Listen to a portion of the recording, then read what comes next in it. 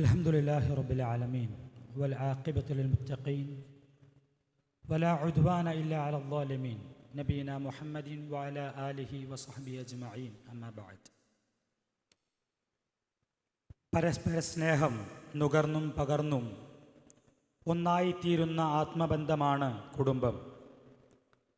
ആ കുടുംബ സംവിധാനത്തിൽ വിള്ളലും വിങ്കലുമില്ലാതെ കാത്തുസൂക്ഷിക്കുക എന്നതാണ് ഓരോ കുടുംബാംഗങ്ങളുടെയും ബാധ്യത.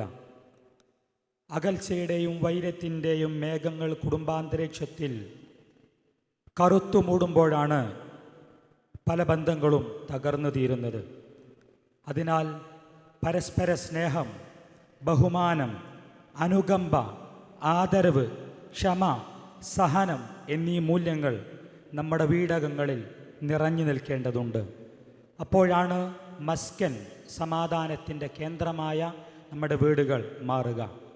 ഇത്തരം കുടുംബ സംവിധാനങ്ങൾ കൃത്യമായി മാതൃകാപരമായി കാണിച്ചു കൊടുക്കുക എന്നതാണ് നമ്മുടെ ദൗത്യം.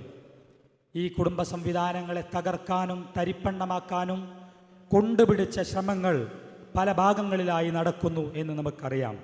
ഇങ്ങനെ ലിബറൽ വാദികൾ പലവിധത്തിലുള്ള ആരോപണങ്ങൾ കുടുംബ സംവിധാനങ്ങളെ തകർക്കാൻ മുന്നോട്ട് വെക്കുന്നു.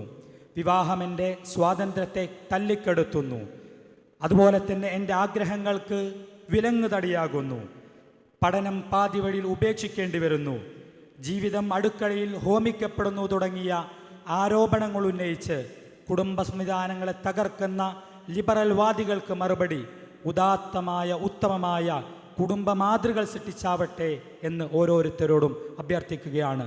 അങ്ങനെയുള്ള നല്ല കുടുംബങ്ങളാവാൻ, അങ്ങനെയുള്ള മാതൃകാ കുടുംബങ്ങളായി ജീവിക്കാനും ആ കുടുംബത്തിലൂടെ ഉണ്ടാകുന്ന ആ സംസ്കാരമുള്ള മക്കൾ നമ്മുടെ സമൂഹത്തിന് ഗുണപരമായ നേതൃത്വം നൽകുന്ന നല്ല മക്കളായി തീരട്ടെ എന്ന് പ്രത്യാശിച്ചുകൊണ്ട് നിർത്തുന്നു.